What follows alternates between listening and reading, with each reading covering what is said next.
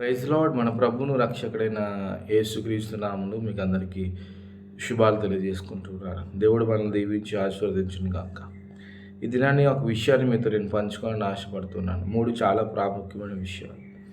అందులో మొట్టమొదటిది నేను మీకు తెలియజేయడానికి ఇష్టపడుతున్నాను. నా దగ్గరికి ఎక్కువగా వస్తున్న ప్రార్థనా అవసరతలు ఏంటి అంటే, ఈ దినాల్లో, అంచె దినాల్లో, లేదంటే అపాయకరమైన దినాల్లో, రాకడ దినాల్లో దేవుని యొక్క సూచనలు నెరవేర్పు జరుగుతూ దేవుని రాకడికి దగ్గర పడుతుండగా సంఘము ఎత్తబడుతున్న సమయంలో అపవాదిగాడు చేసే ఒక పెద్ద దాడి ఏంటంటే, కుటుంబంగా ఉన్న భార్య భర్తల మధ్య అపవాదిగాడు దాడి చేస్తూ ఉన్నాడు.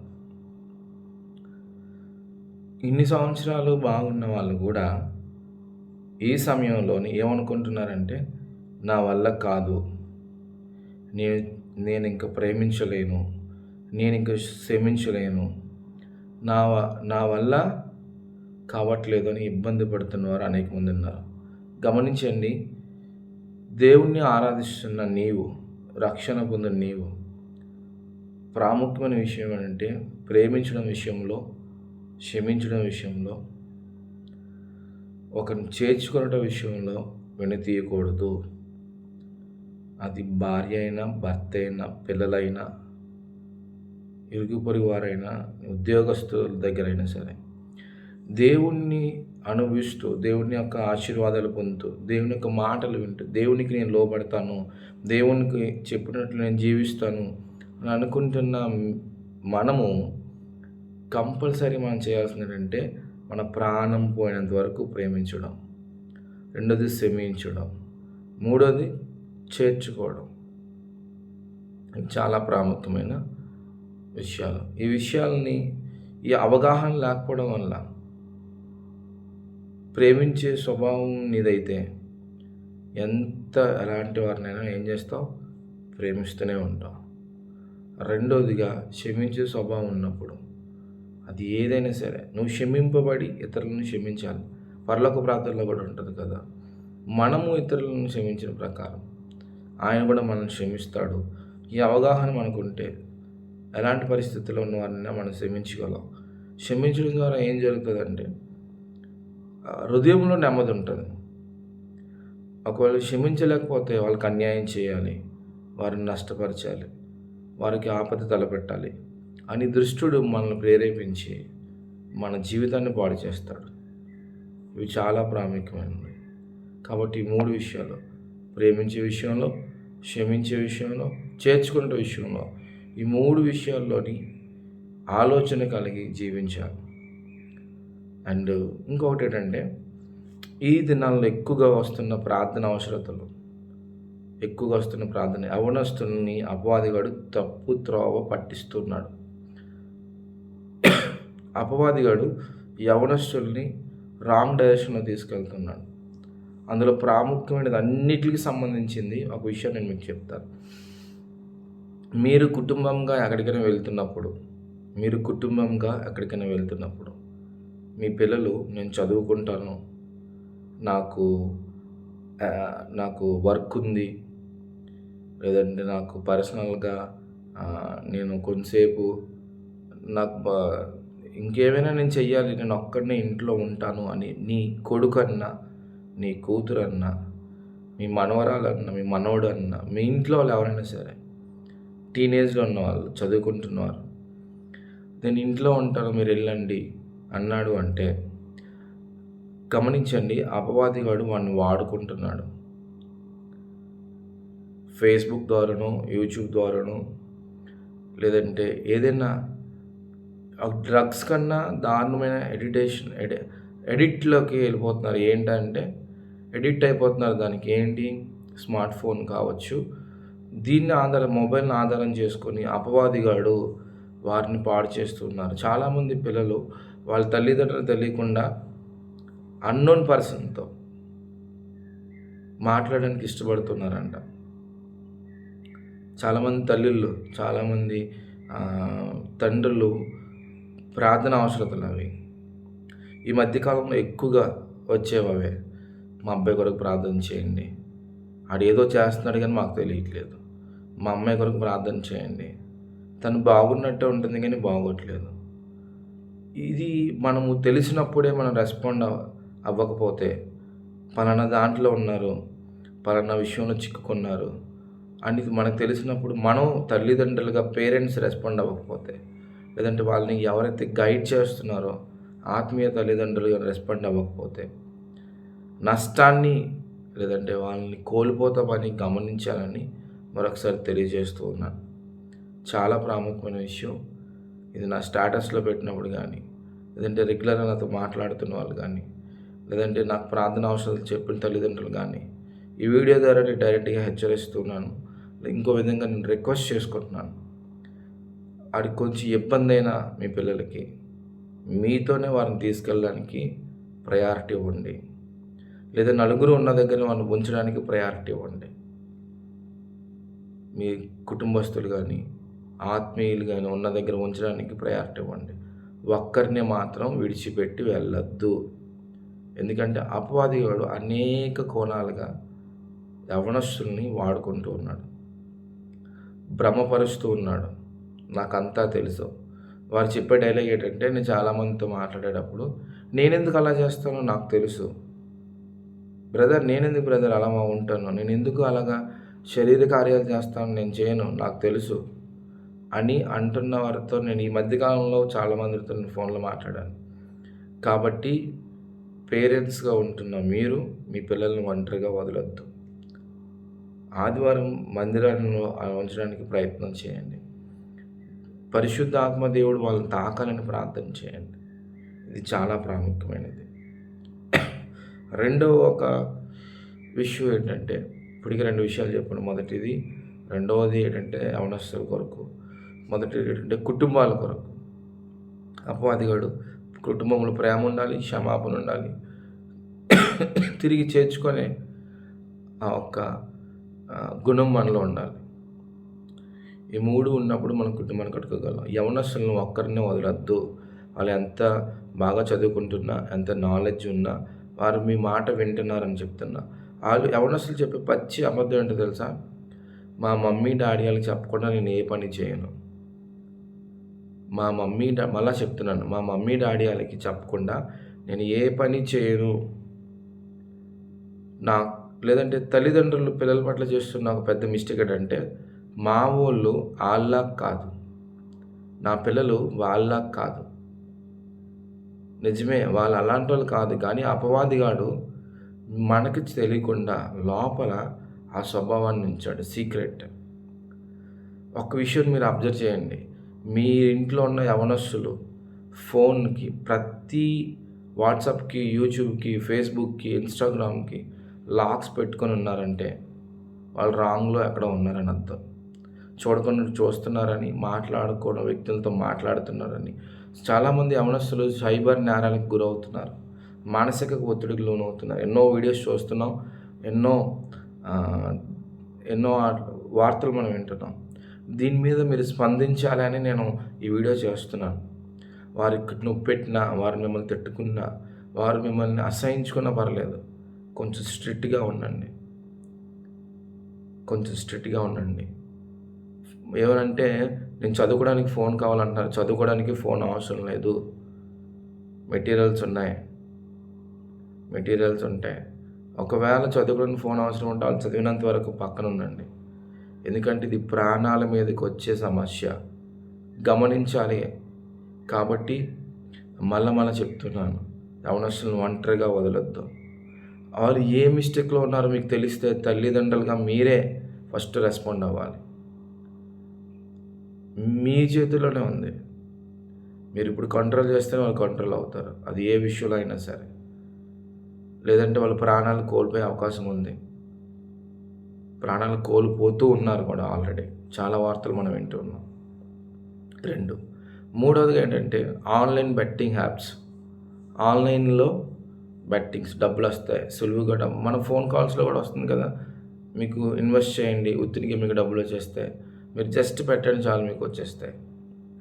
ఈ ఆన్లైన్లో బెట్టింగ్ కాయడం కానీ, రమ్మీ ఆడడం కానీ, ఈ ఆన్లైన్లో హార్స్ రేడింగ్ కానీ, ఆన్లైన్లో పందాలు కానీ, ఇలాంటివి ఎవరైనా మీరు అలవాటు స్వభావం కలిగి ఉంటే దయచేసి మీకు ఎవరొక సహాయం తీసుకొని, ఒకవేళ మీరు భర్తగా ఉన్నారనుకోండి, మీ భార్య సహాయం తీసుకోండి.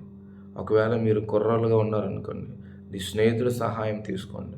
మీ తల్లిదండ్రుల సహాయం తీసుకోండి. తీసుకొని వాటి నుంచి బయటకు రావడానికి ప్రయత్నించండి. ఎందుకు నేను ఈ మాట చెప్తున్నానంటే, నాకు ఒక ప్రేయర్ రిక్వెస్ట్ పదే పదే వస్తుందన్నమాట. బ్రదర్ నా మనసు బాగోలేదు, బ్రదర్ నా మైండ్ బాగోట్లేదు, బ్రదర్ నాకు అనారోగ్యం ఎక్కువైపోతుంది, బ్రదర్ దుష్టుడు నన్ను పాడు చేస్తున్నాడు అని అంటూ ఉన్నారు చాలామంది. అప్పుడు నేను ప్రార్థిస్తున్నప్పుడు ఏ సమస్య ఉండుంటుంది అంటే సంపాదించాలి, అడ్డంగా వెళ్ళి సంపాదించాలి. కష్టపడి సంపాదించడం కాదు. యాప్లో పడితే మనకి లక్షలు వచ్చేస్తాయి, వేలు పడితే లక్షలు వస్తాయి, లక్షలు పడితే కోట్లు వస్తాయి. నా దశ మారిపోతుంది, నా సిరి మారిపోతుంది. అవి వస్తే నేను దేవునికి ఇస్తానని కూడా చాలామంది పెద్దవాళ్ళు ఈ మధ్యకాలంలో నాతో మాట్లాడడం, లేదంటే నేను వినడం జరిగింది. అందుకే ఈ విషయాన్ని చెప్తున్నాను. మీరు ఒకవేళ ఎలాంటి బానిసగా ఉంటే దయచేసి ఈ ఆదివారాన్ని లేదంటే ఈ రోజుని మీరు దాని నుంచి బయటికి రావాలి అని నేను మిమ్మల్ని బతిలాడుతున్నాను. లేకపోతే ఇటు కుటుంబానికి చెప్పలేక, సమాజంలో నిలబడలేక ఎలాంటి పరిస్థితుల్లోకి వెళ్ళిపోతారంటే మీకు మీరుగానే మీ ప్రాణాలు తీసుకోవడానికి సిద్ధపడిపోతున్నారు. అలాంటి పరిస్థితుల్లో అంచుల్లో నిలబడుతున్నవారు చాలామంది ఉన్నారు. నాకు వచ్చిన ప్రార్థన అవసరతుల్లో నేను మాట్లాడుతున్న వ్యక్తులే నాకు చెప్పారు, నేను ఇంక చనిపోదాం అనుకుంటున్నాను, నా వల్ల కావట్లేదు, నేను వదలలేకపోతున్నాను. ఒకవేళ నేను వదులుదామన్నా అది నన్ను వదలట్లేదు.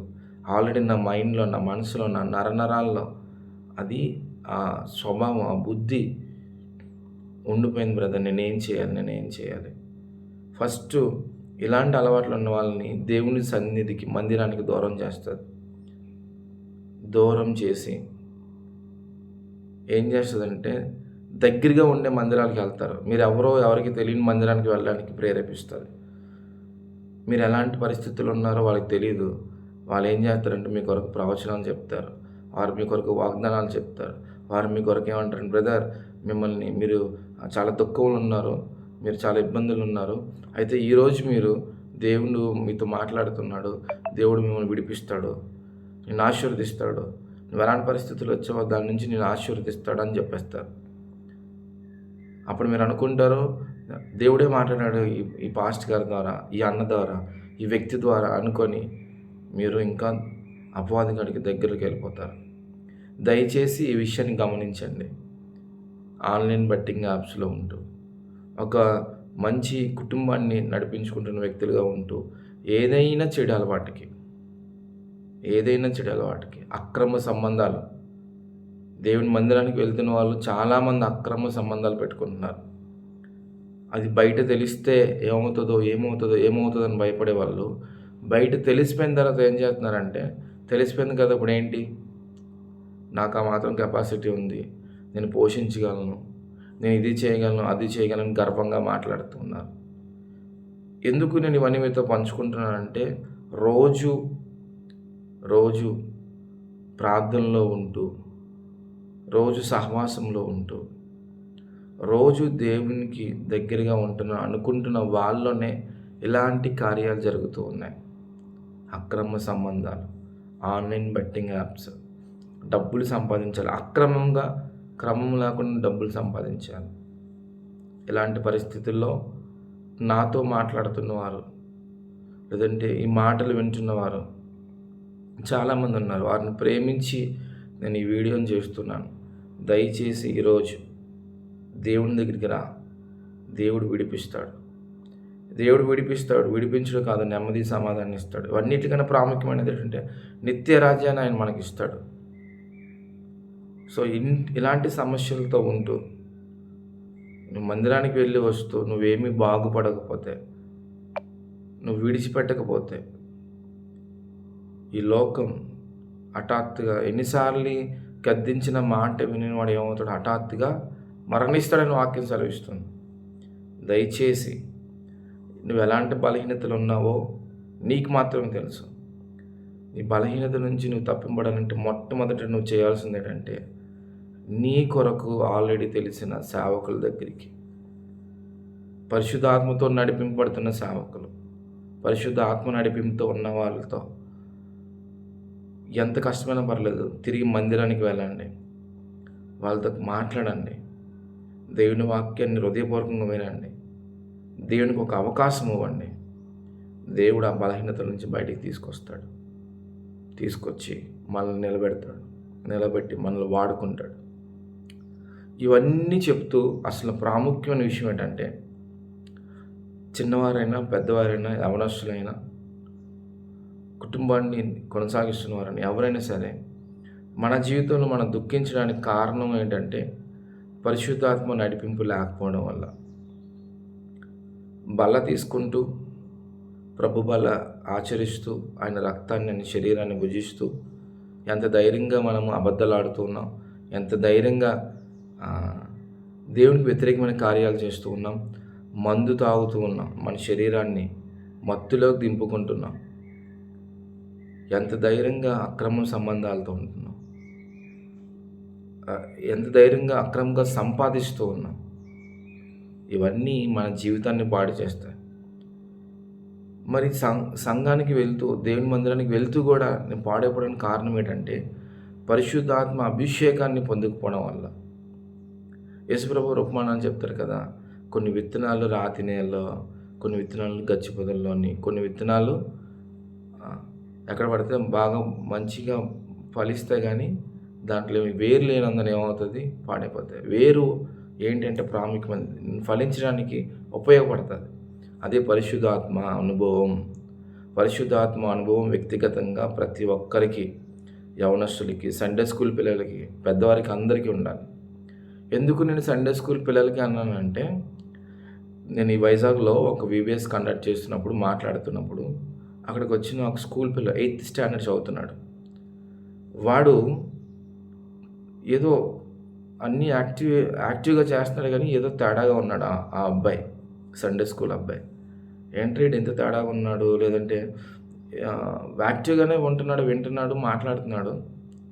ఆడు 10 నిమిషాలకు ఒకసారి, లేదంటే 2 రోజులు VBSలోని ఒక పావుగంటకు ఒకసారి బయటికి వెళ్ళి వస్తున్నాడు. ఏంటి వీడు ఎందుకు ఇలా చేస్తున్నాడు అని కనుక్కుంటే 8th స్టాండర్డ్ చదువుతున్నాడు. ఆ అబ్బాయి ఇక్కడ కైనా పెట్టుకొని ఉన్నాడనమాట. స్కూల్కి వెళ్తున్న అబ్బాయి సిగరెట్ కాలుస్తాడంట, కైనా వేసుకుంటాడంట.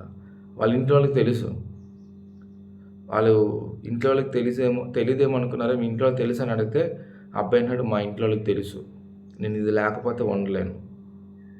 8వ తరగతి చదువుతున్న అబ్బాయి చెప్తున్న మాటలు ఇవి. కాబట్టి ప్రతి ఒక్కరికి పరిశుద్ధాత్మ అనుభవం అనేది చాలా అవసరం. అది ఏం చేస్తుంది అంటే మన పాపాలను మనకు ఒప్పింపజేస్తుంది. పరిశుద్ధాత్మ అనుభవం లేకపోతే సేవకులు చేయట్లేదా, వాళ్ళు చేయట్లేదా, మన చుట్టాలు చేయట్లేదా, మనతో పాటు ఉద్యోగం చేస్తున్న వాళ్ళు చేయట్లేదా, వాళ్ళ ఇంట్లో జరగలేదా, వీళ్ళింట్లో జరగలేదా, వాళ్ళు విడిపోలేదా, వీళ్ళు విడిపోలేదా, వాళ్ళకి జరగలేదా అని మాట్లాడతారు. పరిశుద్ధాత్మ అనుభవం ఉంటే లోబడతారు, ఒప్పుకుంటారు, విడిచిపెడతారు. ఇది పరిశుద్ధాత్మ అనుభవం. కాబట్టి ఈ మాటలన్నీ ఎందుకు తెలియజేస్తున్నానంటే, ఎంత పడుకుందామని ప్రయత్నించినా, ఎంత వ్యక్తిగతంగా ప్రార్థన ఉంటున్నా, నాకు తెలిసిన విషయాలు నేను చెప్పలేకపోతున్నానే, నాకు తెలిసిన సమాచారాన్ని నేను అందించలేకపోతున్నానే, ఎక్కడో మౌమాటం పడ్డము, లేదంటే ఎక్కడో ఏమనుకుంటారని ఆలోచించడము చేయడం జరుగుతుందే అన్న బాధ రోజు రోజుకి హృదయంలో పెరిగిపోతూ ఉంది. అందుకే నేను ఈ విషయాలు మీకు క్లియర్గా తెలియజేస్తున్నాను ఈ సోషల్ మీడియా ద్వారా. ఇప్పటికైనా సరే దయచేసి మీరు ఏ కోణంలో చిక్కబడి ఉన్నారో పర్సనల్గా వెళ్ళి మోకాలు వేయండి. ఒకవేళ ఒంటరిగా ఉంటే అపవాదిగా నిన్ను పడగొడతాడు. నువ్వు యవనస్తులైనా, పెద్దోళ్ళైనా, ముసలాలైనా, ఎలాంటి వాళ్ళైనా, నువ్వు దేవుని సేవ చేస్తున్నా సరే, నీకు సంఘం ఉండి నువ్వు సంఘాన్ని నడిపిస్తున్న వ్యక్తివైనా సరే, నువ్వు ఆరాధికుడు అయినా సరే, నువ్వేం చేయాలంటే ఎప్పుడు పనిలో ఉండాలి, దేవుని పనిలో ఉండాలి, ఎప్పుడు సహవాసంలో ఉండాలి, మంచి గైడెన్స్లో ఉండాలి, ఆత్మ అభిషేకం కలిగిన వారితో సహవాసం కలిగి ఉండాలి. ఈ లోకంలో ఈరోజు బోధలన్నీ భౌతికమైన విషయాల కొరకే. దేవుడు ఆశీర్వదిస్తాడు, దేవుడు బయలుపరుస్తాడు, దేవుడు అవిస్తాడు, దేవుడు ఇవిస్తాడు. మీకు తెలుసా, ఈరోజు మనం ఉన్నాం, రేపు గ్యారంటీ లేదు, రేపు మనం చనిపోవచ్చు. అలా చనిపోయిన వారు చాలామంది ఉన్నారు. కాబట్టి ఈ మాటలను ఇప్పటికైనా అంగీకరించి దేవుని వద్దకు రండి, ఆలోచించండి, ఒక నిర్ణయాన్ని తీసుకోండి. అది మీకు కఠినమైన పర్వాలేదు, కానీ నిన్ను బాగు చేస్తుంది. నువ్వు తీసుకున్న నిర్ణయం నీకు ఇబ్బందికరంగా ఉన్నా పర్లేదేమో, కానీ అది నిన్ను పాపం నుండి బయటికి నడిపిస్తుంది. నీ వల్ల కావట్లేదా, నీకన్నా మంచి స్థితిలో ఉన్నవారిని, ఆత్మీయంగా ఎదుగుదల ఉన్నవారిని, నిన్ను అర్థం చేసుకున్న వారికి వెళ్ళి నీలో ఉన్న సమస్యని చెప్పి వారితో కలిసి ప్రార్థన చేసుకుని సహవాసం నుండి, ఆ పాపం నుండి, ఆ బలహీనత నుంచి, ఆ ఆలోచన నుంచి బయటికి రావాలని మరొకసారి తెలియజేసుకుంటూ ఉన్నాను. దేవుడు మనల్ని అందరినీ దీవించి ఆశీర్వదించును గాక. Praise lord.